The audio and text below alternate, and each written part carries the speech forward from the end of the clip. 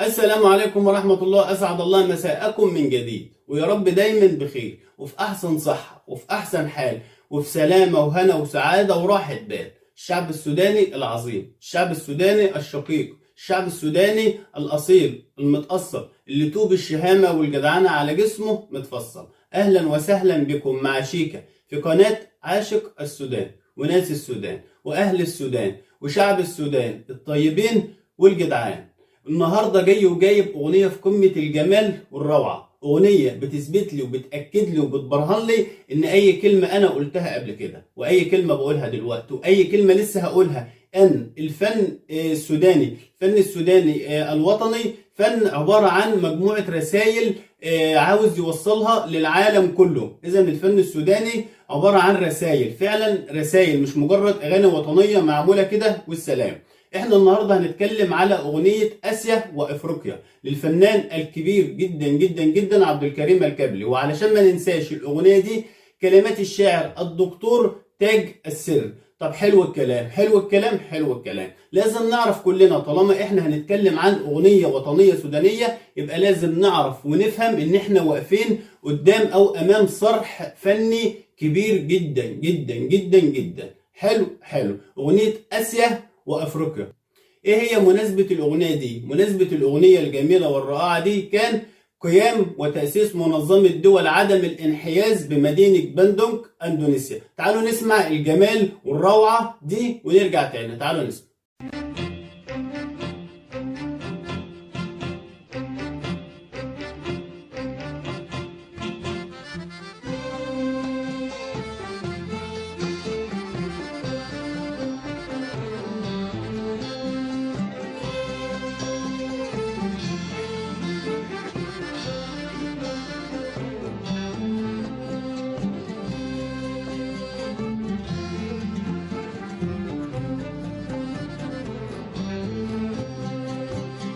عندما أعزف يا قلبي الأناشيد القديمة، عندما أعزف يا قلبي الأناشيد القديمة ويطل الفجر في قلبي على أجنح غيمة، سأغني سأغني سأغني سأغني سأغني آخر المقطع للأرض الحميمة، للظلال الزرق في غابات كينيا والملايو، لرفاقي في البلاد الآسيوية للملايو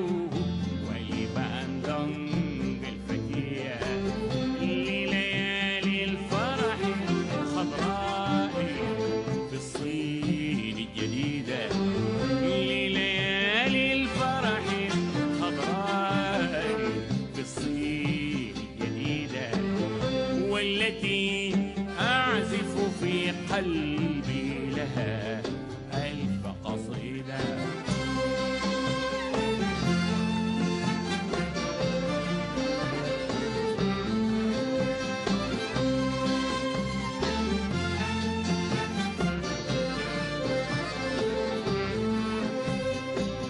يا صحابي صانع المجد لشعبي،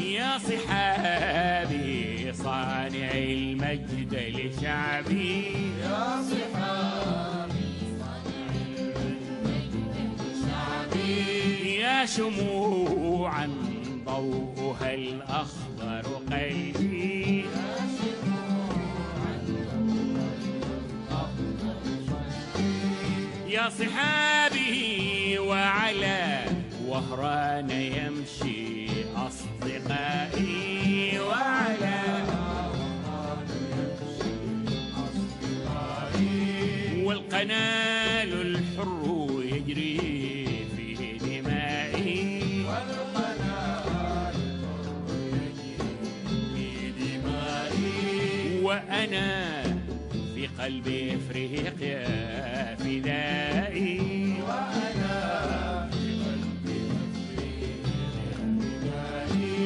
وعلى باندونجا تمتد سمائي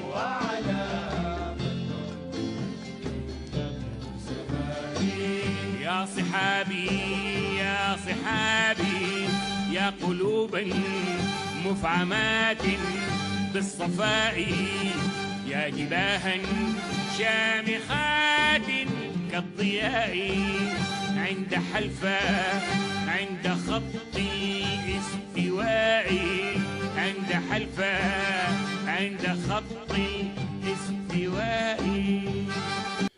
أغنية في قمة الجمال وفي قمة الروعة. الناس دي كانوا فعلا بيثبتوا لنا لما بنسمع أعمالهم دلوقتي واللي سمعها زمان أعمالهم بتثبت عن شخصيتهم. الناس دي مش مجرد يعني فنانين بس كده، الناس دي كانوا مثقفين جدا، الناس دي كانوا مبدعين بالمعنى الحرفي، الناس دي كانوا مثقفين بصوا لأعلى درجة والأعلى وأبعد الحدود، كانوا عباقرة، كانوا فعلا مفكرين. الناس دي كانوا واعيين جدا وعندهم دراية كافية وعارفين ان هم بيخاطبوا شعوب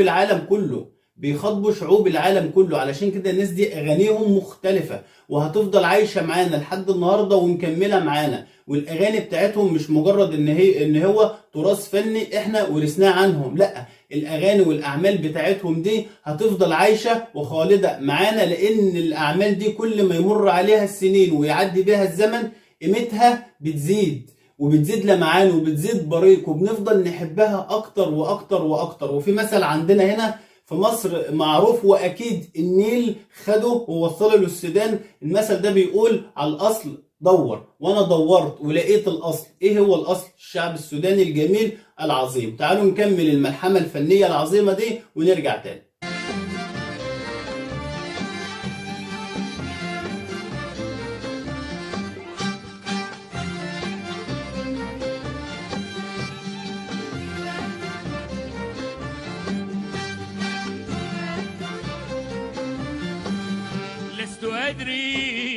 لست أدري يا صحابي فأنا ما زرت يوما إندونيسيا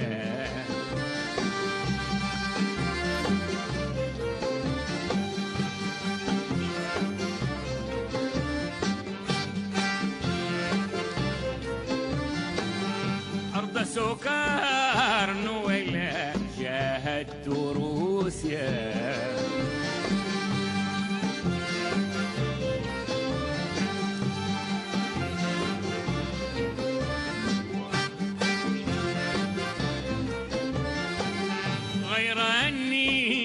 غير أني والسنة في أرض إفريقيا الجديدة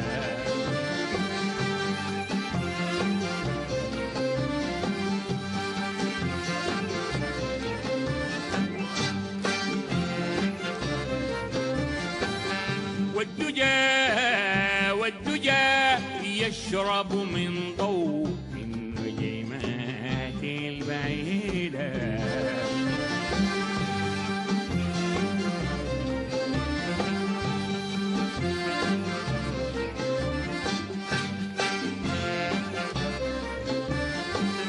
قد رأيت الناس في قلب الملايو قد رأيت الناس في قلب الملايو مثلما شاهدت جومه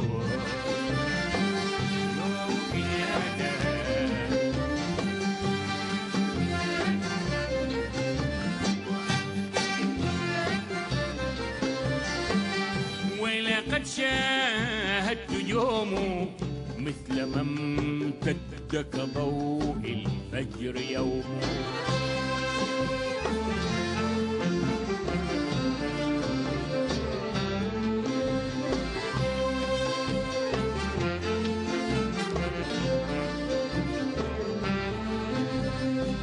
مصر يا أخت بلادي يا شقيقة مصر يا أخت بلادي يا شقيقة يا رياضا عذبة النبع وريقا يا رياضا عذبة النبع وريقا يا حقيقة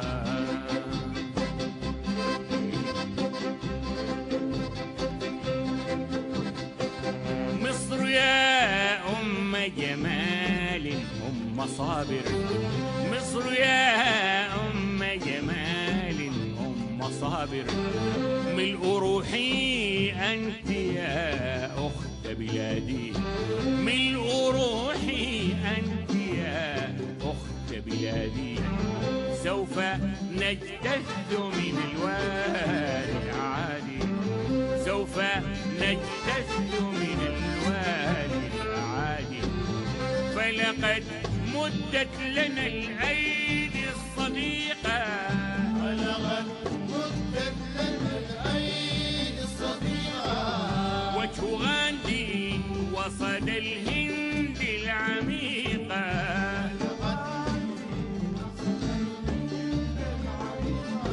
فن في منتهى الجمال والروعة.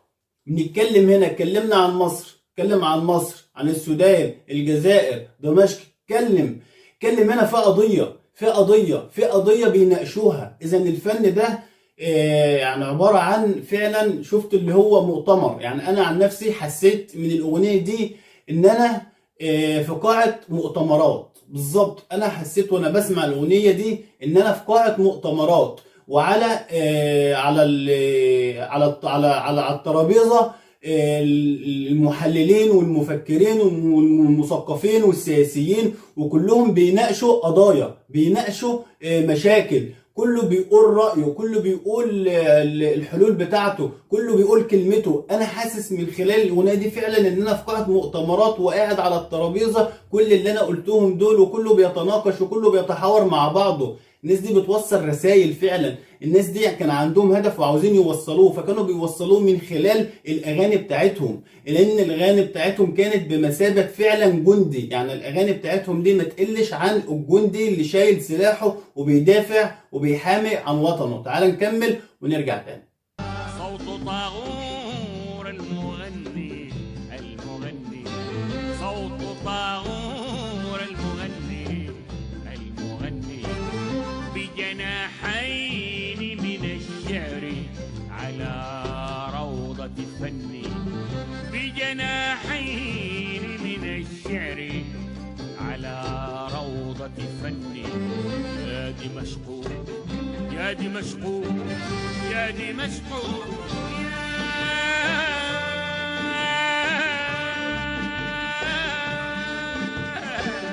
يا دمشق كلنا في الفجر والآمال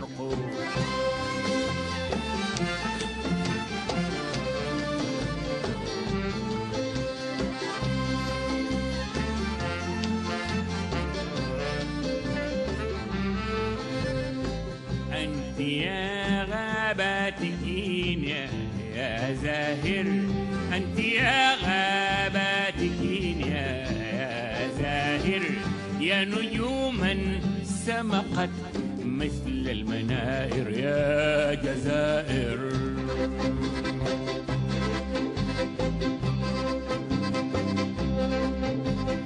يا جزائر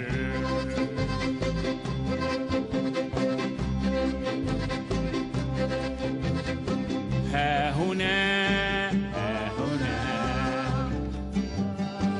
ها هنا ها هنا ها هنا ها هنا ها هنا يختلط القوس الموشى من كل دار كل ممشى يختلط القوس الموشى من كل دار كل ممشى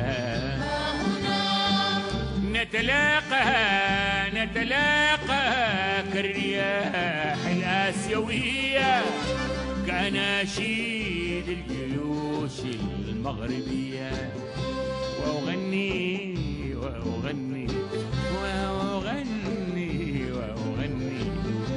وأغني لرفاقي في البلاد الآسيوية للملايو ولباندونج الفتية.